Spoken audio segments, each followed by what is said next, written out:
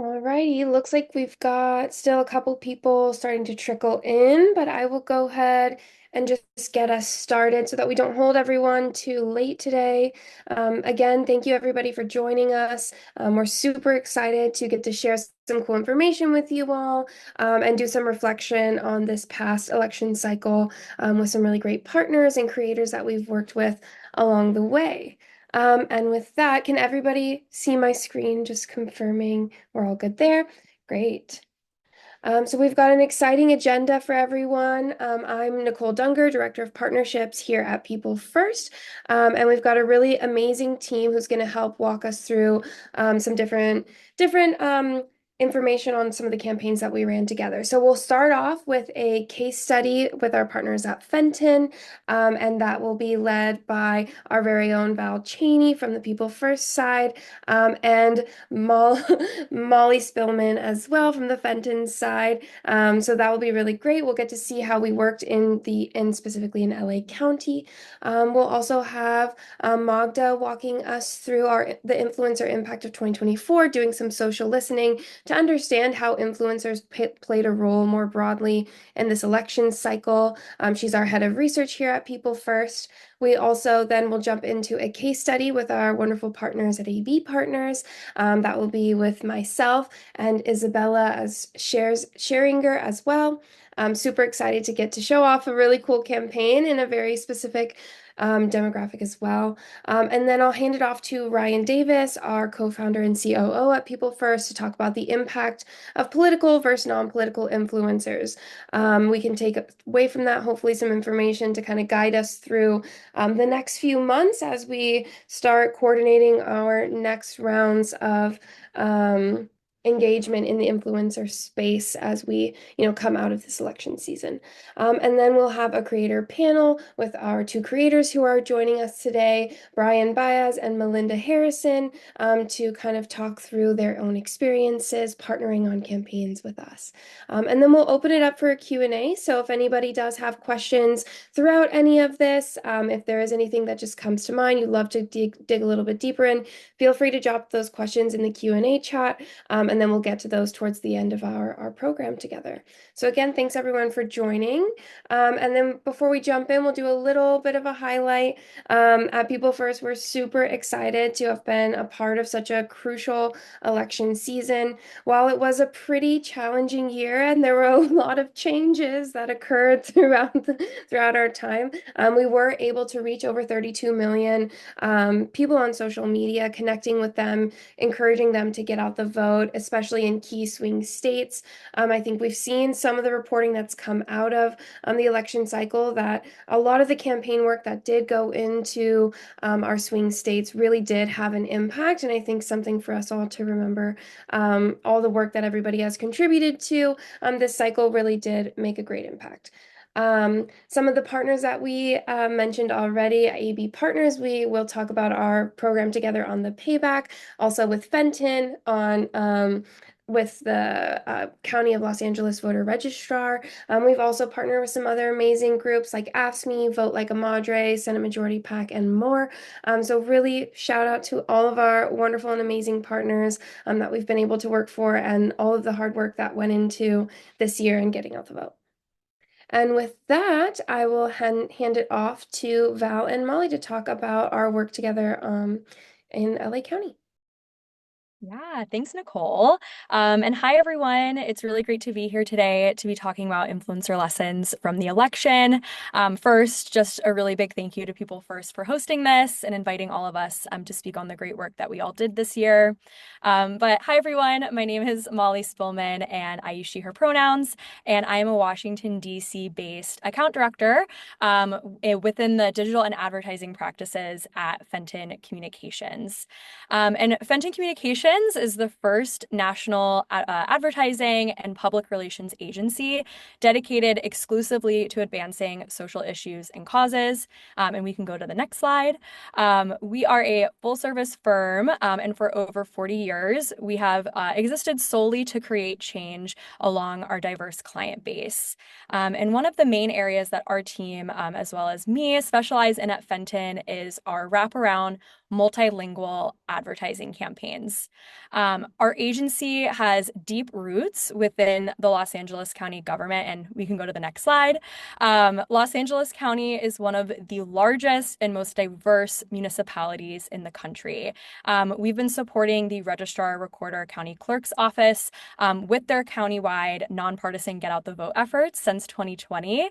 And this not only includes advertising, but also the development of an award-winning vote planning web app, a campaign toolkit used by hundreds of CBOs, as well as an email and SMS program that reaches millions of voters in 18 languages, because LA County has 18 official languages.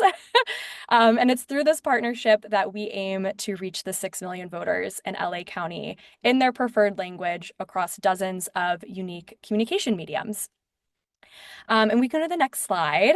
For the 2024 general election, the registrar's office presented an exciting challenge to our team, which was activating over 1 million low propensity younger voters throughout the county to encourage them to vote in the Vote For It campaign. And you can see some of that creative here on the slide. Throughout this campaign, we aim to serve persuasive, nonpartisan messaging to these voters at a high frequency. This included a mix of hyper-targeted digital placements, a reimagined video approach, as well as a new tactic, which was the introduction of content creators to drive positive peer influence within our target audiences. And content creators was a really exciting, welcomed addition to this campaign because we chose creators that had strong ties within LA County, as well as aligned with our diverse, low propensity voter audience. And this specific content really focused on how easy it was to use that Make a Plan to Vote tool, how easy it was to participate in vote by mail, drop box, early voting. And also, our content creators talked about the issues that mattered most to them. So things like good jobs, clean air, access to healthcare, all while staying extremely nonpartisan. So as a part of this wraparound campaign with the registrar, we utilized 12 diverse creators with People First across Instagram. Through this, we are able to generate really positive sentiment about voting, making your voice heard. We garnered hundreds of direct Make a Plan to Vote tool visits from the creator stories and profiles, as well as we had the registrar messaging reaching into places that we really haven't seen it before on Instagram and capturing that target audience, that younger generation that we were really hoping for. So with that, I will pass it over to Val from People First to walk us through truly the best part, which is the results. Thank you. Thank you, Molly. My name's Val. I'm our organizing director at People First. So I work on our strategy and creator recruitment. My pronouns are she, hers, but what my team does is we really help to bring forward the creators and their submissions. So like Molly said, we had 12 creators participate, and we wanted to shout out a couple of our top performers. So on the left, we have Cassandra. She's shared that despite bouncing around from country to country her entire life, she's finally happy to call Los Angeles home. She's now a proud US citizen, and she was excited to share her reasons for getting out and casting her vote for the very first time. You have other creators too who shared stories like Sarah on the right, where she encouraged others to make their plan and get out to vote, and kind of connecting this project or this campaign to her experience with autism and ADHD. Growing up, she had longed for a more inclusive education space and is now using this as an opportunity to encourage others for more systemic change. So it's just a little highlight of some of our top performers. On the next slide, you'll see if you zoom out at the campaign, what we were able to accomplish. So we had 12 creators participate with an in-feed and a story. Overall, we got about 12,000 engagements, but over 2 million in reach. And when it was all settled, we panned out around a 4.4 engagement rate, which is really great. On our next slide, we were able to put together a couple of takeaways from this program. And the first just being that in general, overall, the campaign performed exceptionally well. We had creators like Cassandra, Samantha, and Sarah, as well as others, outperform those industry standards. And a lot of that came through the relatable and authentic storytelling. So these creators weren't just talking about getting out to vote, but they were incorporating humor, personal stories, really clear calls to actions, and fostering a more genuine connection with their audience than something like reading a script. In turn, what we found is really positive audience sentiment, with almost 90% of the comments expressing so much positivity, which is just huge and exceeding the industry norms for what we normally would see. And then last but not least, what we wanted here was the voter action. So about 7.3% of our commenters expressed their intent to go out and vote on election day. Awesome. Cool. I'm going to pass it over to Magda, our head of research. Thank you. Hi, everybody. So in this part presentation, we will focus on the first influencer election and how actually Trump won social media.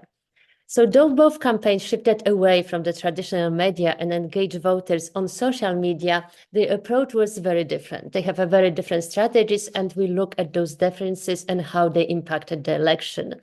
So on this slide, we analyze the volume of posts on 3 social media channels, on TikTok, Instagram, and X. And the blue line shows the volume of posts about Harris, and red line shows the volume of posts supporting Trump. So as we can see on this slide, just after DNC, we have seen this huge momentum for Harris' campaign, but the momentum shifted away after the debate, which is like really interesting because general consensus is that Harris won the debate. However, Trump was able to win attention on social media. And we also can see how his advantage continued to increase as we get closer to election, with this notable momentum following Joe Rogan interview. We can go to the next slide, and we can see like how his campaign focused heavily on TikTok.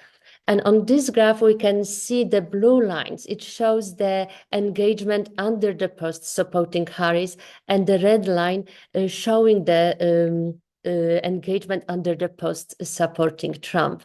So the volume of posts were not that significantly different, but Trump was able to achieve almost 3 times higher engagement. So how did he gain the edge? Let's talk about it. Let's look at the next slide.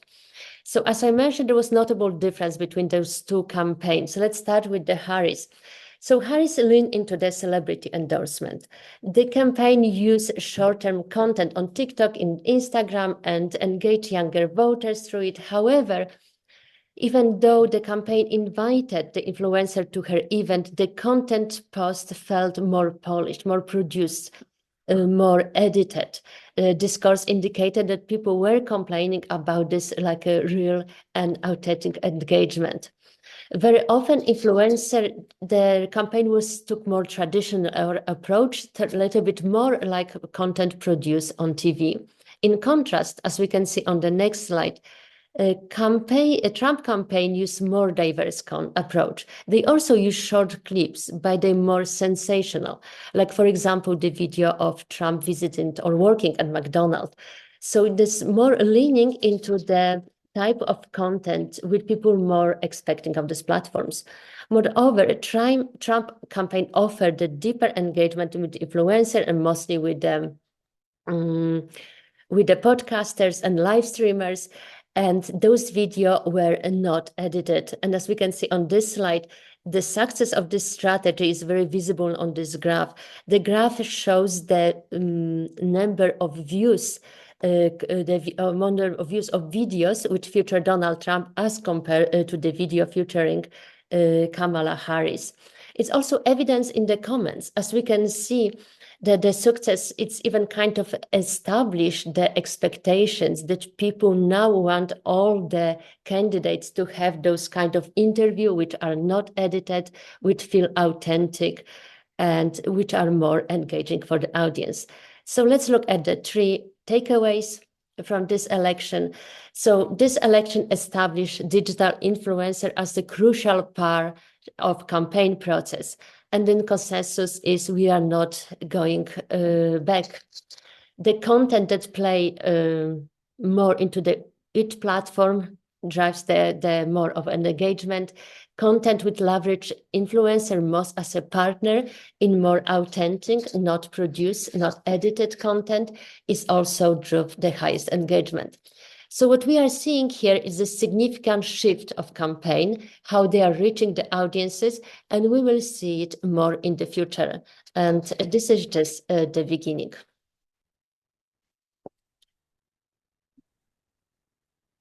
Thank you, Magda.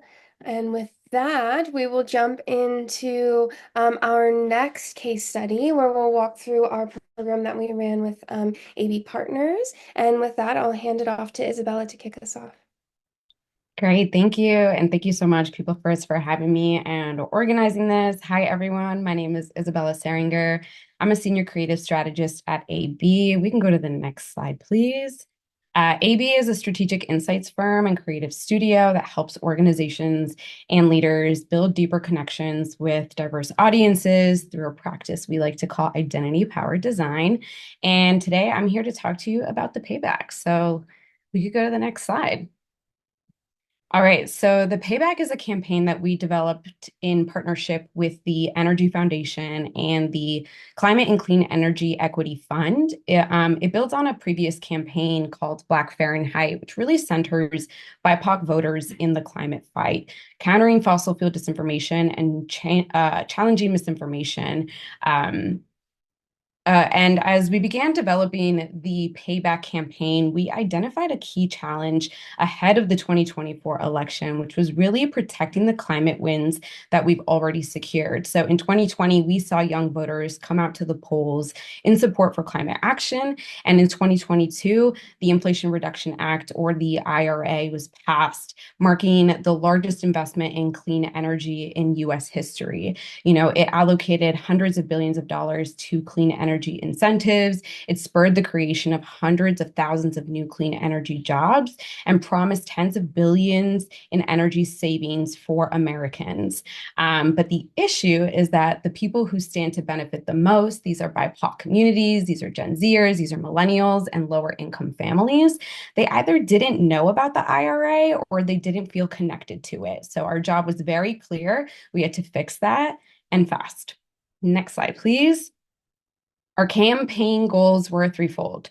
Number one, we wanted to make the IRA's clean energy savings and benefits feel relevant and real, particularly for younger Black and Latino communities in key swing states like Arizona, Georgia, and Nevada. You know, we really just wanted to showcase real people and communities benefiting from this legislation and helping our audiences see how it could directly impact their lives and their families. So show them the influencer getting a tax break for purchasing an electric stove.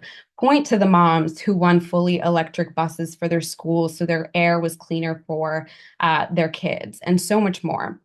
Our second goal was to reach, educate, and persuade 10 to 15 million key climate voters in our core audience. So we aim to help them feel a sense of ownership over these climate and clean energy benefits, framing them as these quote unquote paybacks that we all deserve, and that if we want to maintain and build on policy like this, then we need to show up at the polls. And number three, demonstrate the effectiveness and critical importance of this work to shift public perception of the IRA and expand the political possibilities for the climate movement. Next slide, please.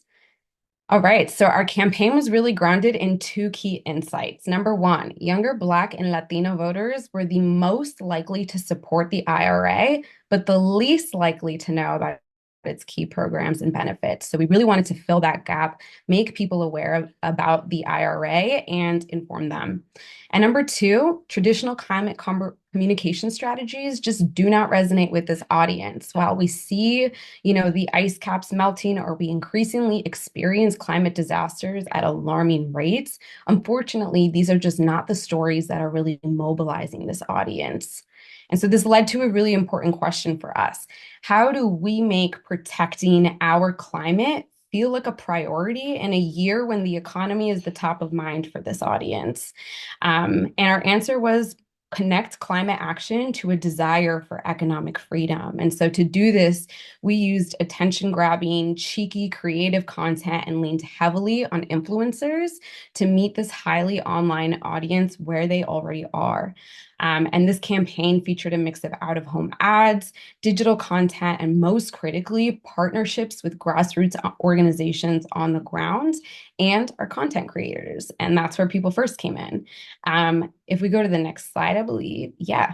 So we partnered with 35 plus local influencers in Georgia, and they helped spread the word about the IRA's clean energy savings and climate equity investments, really ensuring that their audiences of Black, Latino, younger millennial Gen Zers, that they clearly understood the tangible wins and benefits from this landmark policy. And I believe I'm handing it over to Nicole, who's just going to dive deeper into our influencer work that we partnered on.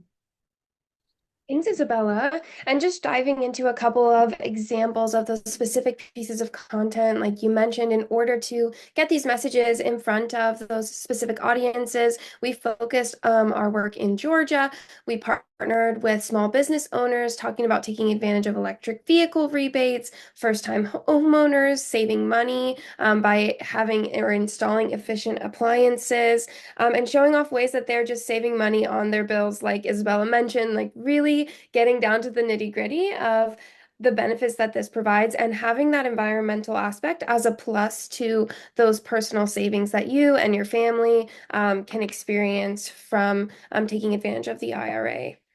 And then if we just take a little bit of a closer look on our specific metrics here, we partnered with 35 influencers. We reached almost 750,000 individuals in Georgia, and we averaged around a 9% engagement rate. In this case, we partnered with primarily all micro influencers, so they were really connected to their communities, leading to that higher engagement rate there.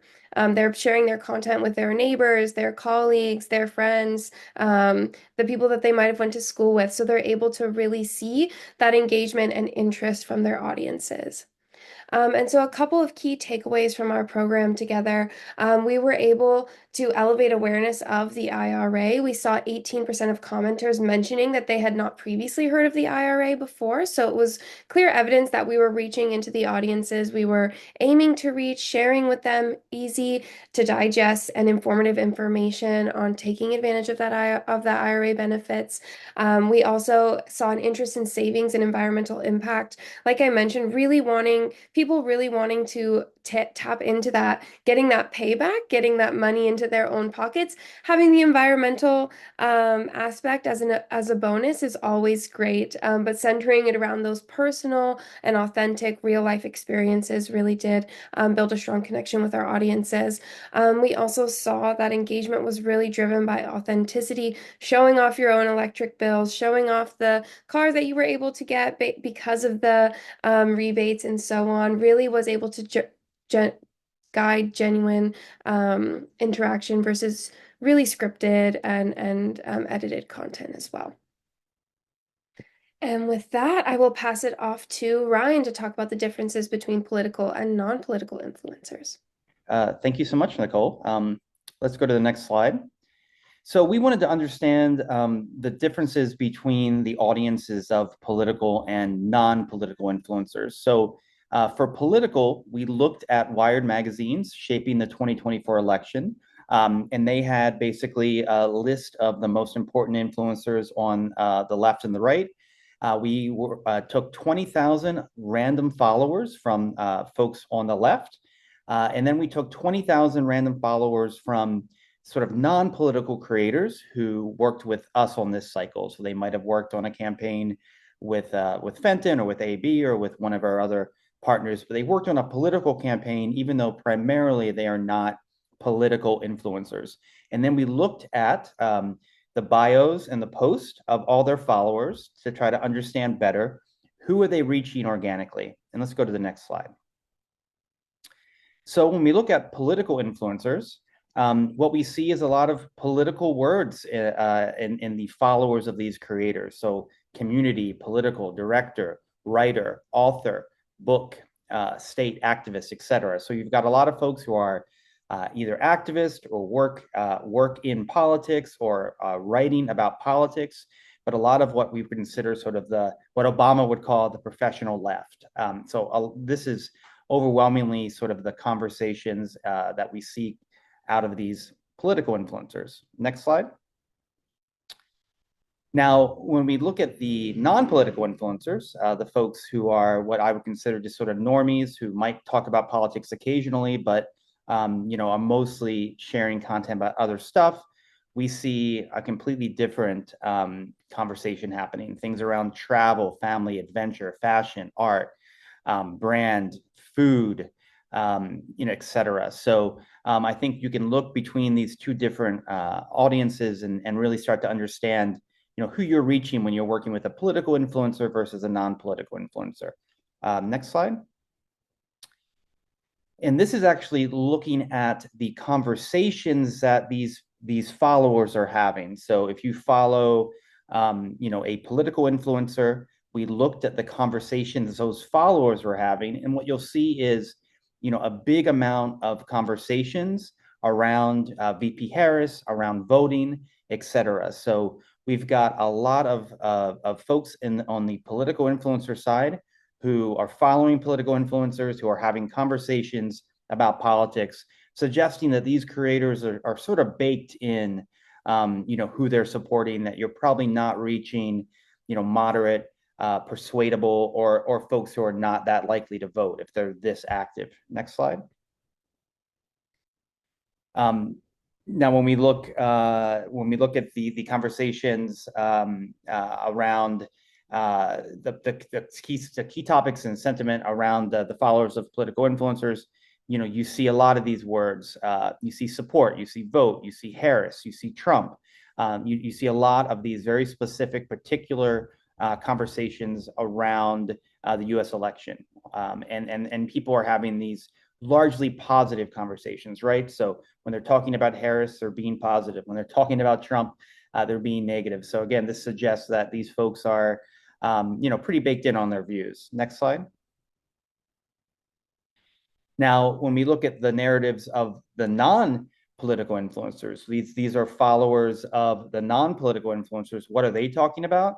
They're talking about health. They're talking about music. They're talking about school. They're talking about trips and travel and kids, national parks. They're having conversations where the political isn't even registered, in this narrative. Versus when we looked at the political creators, you saw like a full 1/3 of the conversations, 1/3 of those narratives were all about politics. So you're much more likely here to reach people who are sort of not receiving constant political messaging, haven't developed a very specific political point of view, and might be a moderate or a persuadable voter. Next slide.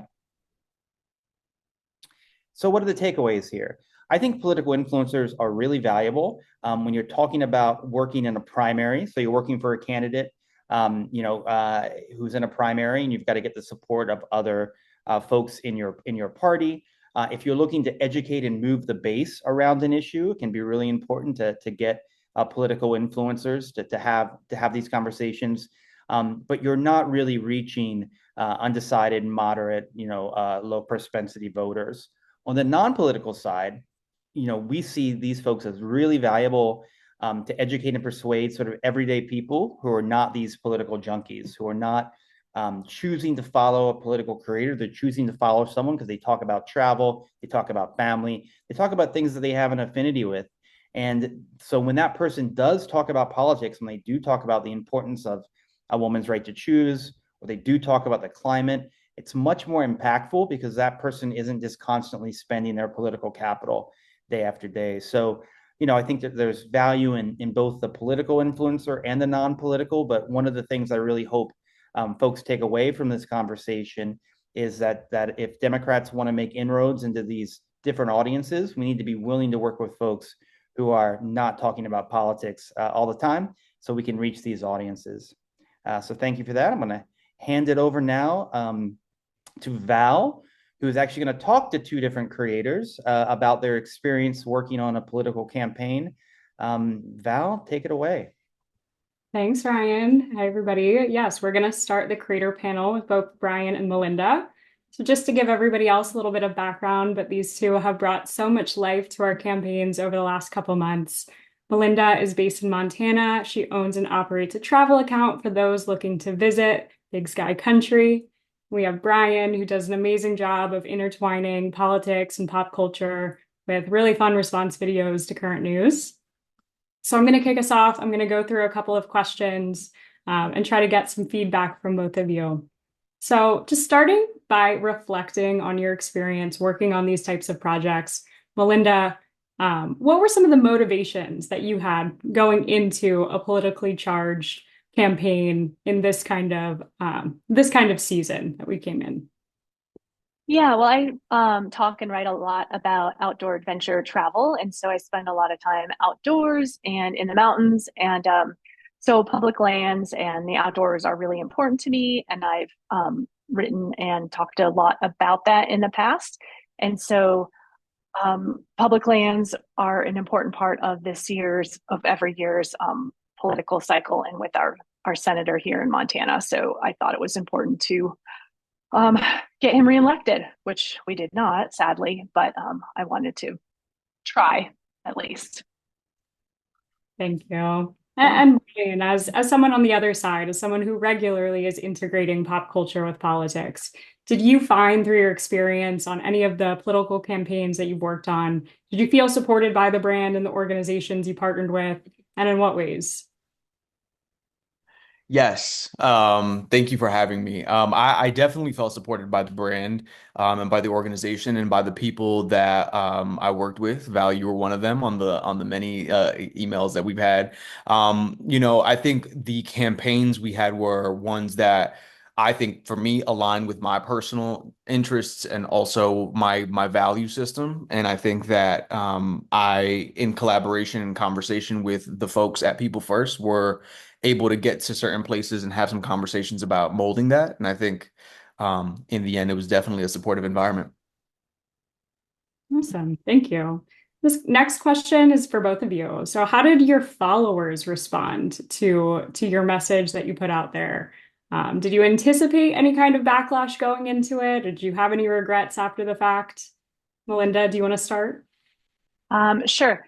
Well, this is certainly not the first time I've talked about public lands or climate or any of those issues so I don't think my followers were surprised by any stretch of the imagination.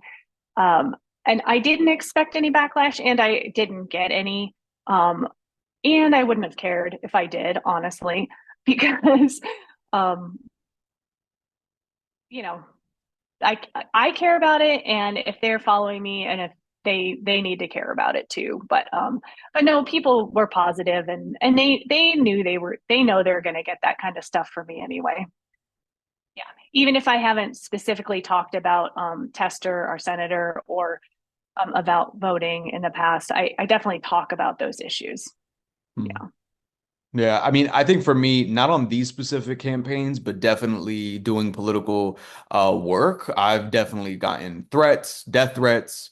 And I mean, it ranges, and it's just there are people invested in certain voices not being heard, whether they be political, whether they be across different salient identities. So that's something that hasn't been new to me. And I think one of the things that I appreciate and have learned being in this game for now the last 4 years has been you have to have resilience and grit. And so I've definitely grown thicker skin than I had. Thank you. Thank you both for that. That's great to hear. And now kind of moving into talking about the impact of the campaigns that you worked on, or more broadly, Brian, would you be able to share specific feedback or stories from your audience that impacted you during the campaign? Were there any kind of messages you came across that you felt were really important to emphasize or maybe stay away from?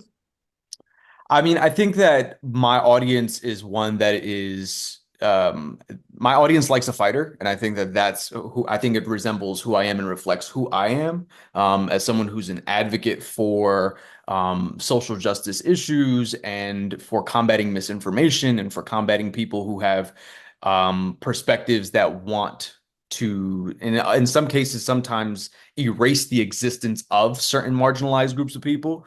My audience really responds very well to that when I'm pushing back at some of those things. And I think that's also indicative of the political climate that we're in now, right? I think a lot of people want a fighter and someone who they know or they think is going to have their back in all levers of the government and in rooms that they can't access. And so I think that I in some ways kind of represent that for them. So I would just want to uplift that. I think my audience has been supportive of that. Thank you. And Melinda, for you, how did you feel your content influenced your followers and their perceptions? I know you said you speak a lot to public lands. Have you noticed a shift lately or anything else in general about awareness? I think like as a concept, most people agree that public lands are important, whether or not they are willing to go out and actually put their vote there is I don't know that that's the most important thing that people are voting on. It's something that most people agree with, but that's not an important thing to them. One thing I will say that I wish I had done differently, and is just in retrospect, is I wish I had put it on as more put it on more of a national stage, because obviously the reason people cared about getting Tester in reelected to the Senate in this little state, it's a huge state of Montana, but it's a small population, is because it turned the Senate, right? We went from Democrats to Republicans in the Senate. It was a really important seat. Um, and so it's important for Montana, but it was important for the nation. And I wish I had approached it on a more of a national scale instead of just approaching it as important for Montana. I wish I had approached it as important for the country. That doesn't really answer your question, but I wish I had done that. I wish I had positioned it that way more. But, that's hindsight, I guess. No, that makes sense. And that kind of leads me to the other questions about in the future, what kind of, Linda, do you see yourself kind of continuing this, engaging in future election seasons? Do you think more people should be involved in this, or have anything you've learned around seeing how the election panned out? How would you do differently? Yeah, I mean, and this isn't the first time I've done other political type posts in the past. And I've always talked about things like climate change and public lands and things that are important to me. So I would definitely hope to do it again. And I think I would like to be a little bit more, I like to keep things positive and I like to say the good things about people, but I would have liked to have said I would have liked to point out a few things about the person that won that were bad, because it's probably gonna be pretty awful. And you know, I could have, I would have, it could have been okay to be a little less positive, I think. So, Melinda, it's never too late. It is never too late. I just want to let you know I know. grass is greener on the other side. I'm so angry right now that I just kind of just want to be angrier. But we'll see going forward. But definitely, I always have spoken out, and I will continue to. And I definitely like getting paid for it. So I would like to continue doing that going forward. Doesn't hurt. Yeah, no, thank you. And we appreciate Yeah. it. We look forward to seeing what comes of it. And same question back to you, Brian. What advice would you give other people that are interested in entering the space? What kind of advice would you give, or lessons that you've learned? What would you pass along? It's difficult because being someone who's so intertwined into the political kind of game and had the conversation, I was very invested. I know a lot of political content creators that were very invested, and other folks from different spectrums of the social media game were also invested, but particularly political content creators. And it was difficult because we know what's on the horizon. We've been reading up on all the things that are going on with insert Project 2025, but insert any other policy position. And I think that what's hard is being someone who has encouraged people to do their part, to go vote, to speak out, to do all these things. And then now they didn't get the result that they wanted. And so now it's like, okay, so everything I did was for naught. And what's the point of doing this forward? And then the other thing is, well, they have a trifecta. They're going to institute policies. He wants to be this, he wants to be that. Like, will we even have free and fair elections? And so having those conversations is very difficult to consistently still empower people to have those conversations. But I think my words that I would give to other people is stay in the fight and continue. Things change very rapidly. I mean, just today, Matt Gaetz just withdrew from the attorney general race, and so like there's power in the resistance. There's power in us consistently using our voice and putting the pressure on. And I don't want people to be discouraged because they didn't get the result that they had. It's really sound advice. Totally agree with you. I want to thank you both so much on behalf of everybody here listening in. Really great to have you. And I think next off, we're just going to kick it back to Nicole to start our a larger QA session. Thank you. Thank you. Yeah, thanks everybody. Thanks for answering all those questions. I see we've got a couple more questions coming in the Q&A chat, so we'll kind of just run through those and I'll bounce around to a couple individuals who are on with us during this program who I think might have some answers, but everybody here on the panel, feel free to jump in at any point. But I think it could be really helpful if Molly and Isabella, if you could provide any insight on how we think how we consider tapping into Gen Z audiences specifically. I think both of the campaigns really did aim to target Gen Z voters in different ways. What are the specific strategies or challenges that you might have considered jumping into that campaign? Yeah, I can speak from the LA County side. It's definitely something that we put a lot of care into when we were doing our messaging and creative strategy, specifically because this campaign didn't just target low propensity, younger voters campaign wide. We actually had multiple creative styles that we used and messaging for different audiences, but specifically for our, younger low propensity voter block, we really tried to focus on issue-based messaging just because that is something, that resonates with that audience. Peer and social pressure is increasingly incredibly important. So, making sure that you're on those channels that, they're able to, get that kind of pressure and influence from, creators they trust, their friends, things like that. And definitely making any sort of appeal that we're making to that audience extremely empowering and personal. I think something that we do on the other side of the campaign for LA County, where we're targeting more mid and high propensity, is doing things like a lot of education, urgent language, concise messaging. Whereas for that younger low propensity block, we really want to make sure that we're, being a lot more personal, being a lot more genuine, and making sure that it's reaching those folks. Yeah, and for our campaign, I mean, we knew going into this that like Gen Z is the most like racially and ethnically diverse generation in the US. We were definitely considering that when thinking about who our content creators were going to be, how do we kind of reflect the breadth of identities in the content that we create. We also know that Gen Z is like, they're digital natives, right? Like they're chronically online. And so just kind of meeting them where they are on their platforms. I mean, our campaign was largely fully digital because of this consideration, and so we were on TikTok, we were on Instagram, we were on Facebook, and I think that's a big piece for the payback.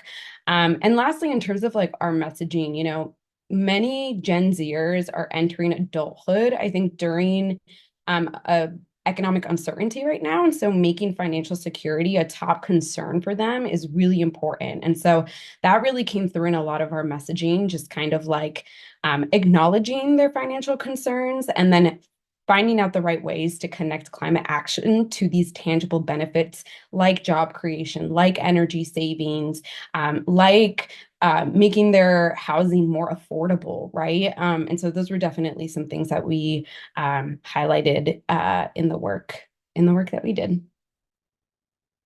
Yeah, I think maybe not even specifically on the Gen Z piece of it, but generally when we're doing climate messaging, it can be fairly tricky to have people really feel the impact, even if you do feel it and it's hot in December or something. It might not be in the forefront of your mind when you're thinking about your daily life and making sure that you're be able to pay your bills every month. So really bringing those things to the forefront of the environmental conversation can really, we saw definitely a really big impact. there. Cool. Any other feedback anybody else wants to provide on reaching Gen Z audiences before I jump over to the next question? Cool. Well, if not, then I will jump over to the question regarding Elon Musk. To start promoting the $1 million giveaway. How did that affect the engagement on social media platforms? And with that, I'll toss it over to Magda, who spent a large amount of time looking into all of this data. Thank you, Nicole. So I really love this question because it shows how different was this election and how important, like we wouldn't have this question 4 years ago. But in terms of impact on engagement, it was not as big. First of all, the giveaway was announced at the end of October, when was already trajectory movement was already visible. And the second, most of the conversation took place on X, on Twitter. Actually, like over 90% of conversation was on Twitter. And again, only like 25% of all conversation mentioned Donald Trump. The conversation mostly focused on Elon Musk, and at the beginning, people were also like a little bit unsure if it's a stunt, if it's for sure. So despite they give like a huge amount, the impact on the engagement of social media was not significant. Thanks, Magda. And feel free, anybody, to, as we keep doing these questions, if there are more questions that come up, to drop them in the channel or follow-up questions as well. And with that, I'll hand off to our last question we've got so far, to Ryan. Did we measure LA-specific reach? Yeah, so we definitely looked for creators who were based in LA and had, based on their self-reported Instagram data, a large following in the LA metro area. But to sort of expand on that question a little bit, we've done a lot of research where we've ingested the followers of creators and then we've matched them to the voter file.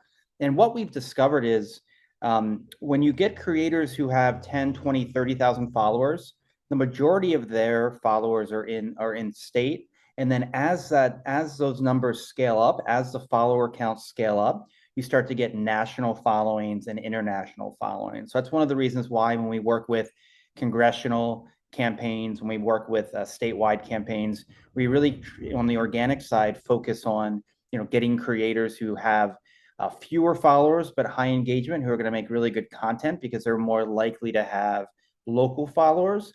And then often, we'll get those creators to go through the Facebook Meta authorization process, and then you can boost that content directly from the creator's profile to the voter file. So, working with our friends at Fenton, we might be working with friends at DS Political, but taking that content and scaling it, to the very specific audiences. So when you think of creator, it's not just that organic reach; it's that piece of content you're getting that you can actually boost to.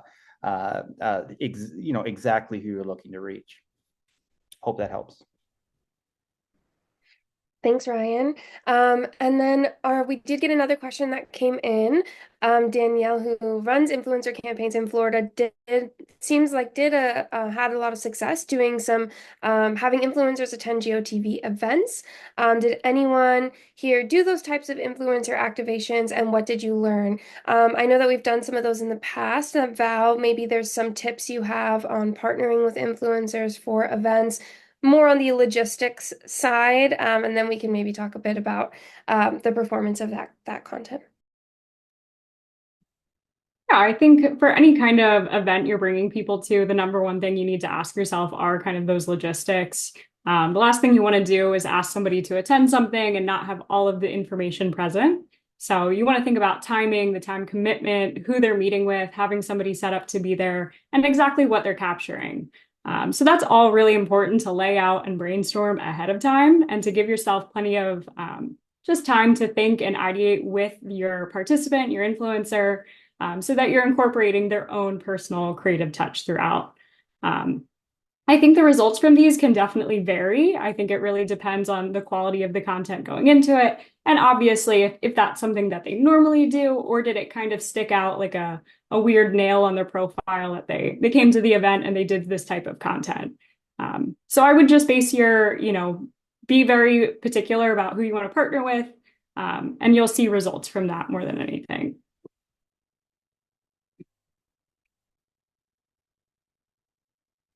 Thanks, Val. Anybody else want to jump in a little bit on influencer work in live events? I know we've done stuff before that has been really interesting and exciting. It can also be a good way to show off not only the event itself, but leading up to the event to encourage others to join the GOTV activation, post-event also to recap it and just highlight, how engaging it was and encourage people to join the next GOT event, especially if you're doing something like door knocking or phone banking, how they might be able to participate in those going forward. So also a part of that can be partnering with influencers on more than just arriving at the event, posting one, piece of content while they're at the event and that being it. Building a relationship with them can also be a successful way to have them encouraging their audiences to participate in those GOT events as well.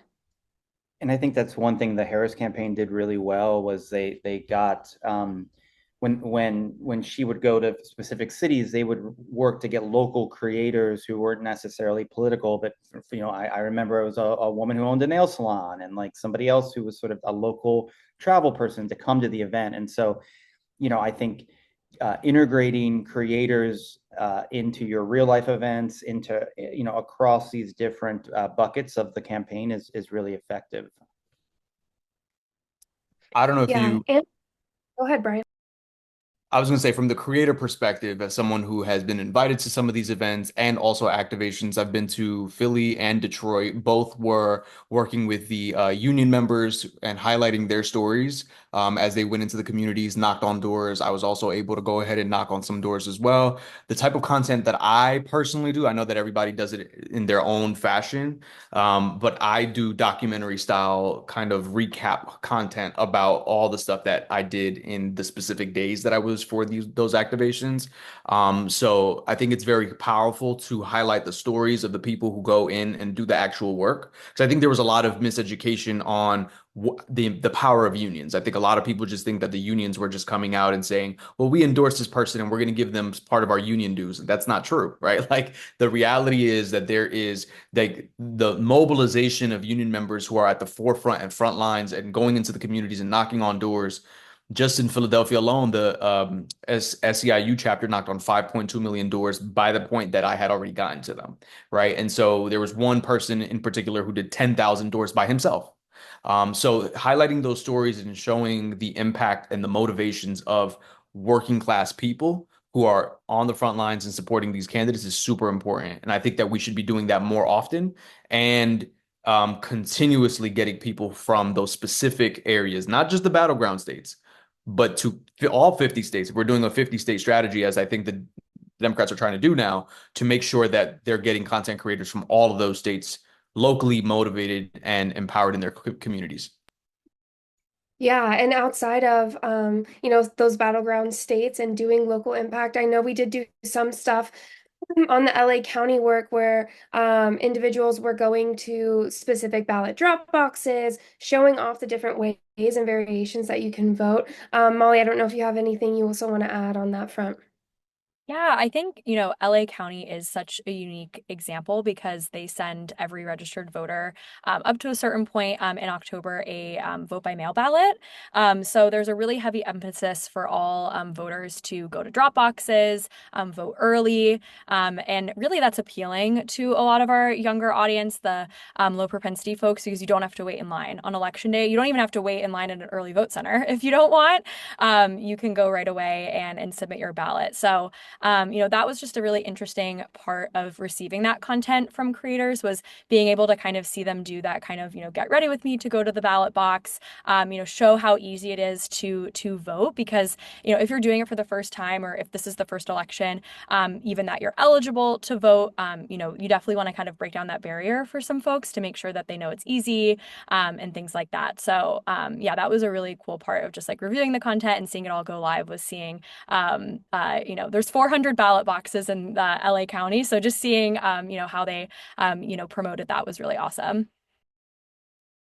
Yeah, I used to be a California voter, and when I saw those pieces of content, I was like, ah, I miss being able to walk up to the drop box and just drop it off and no worries at all. Cool. Well, thank you, everybody.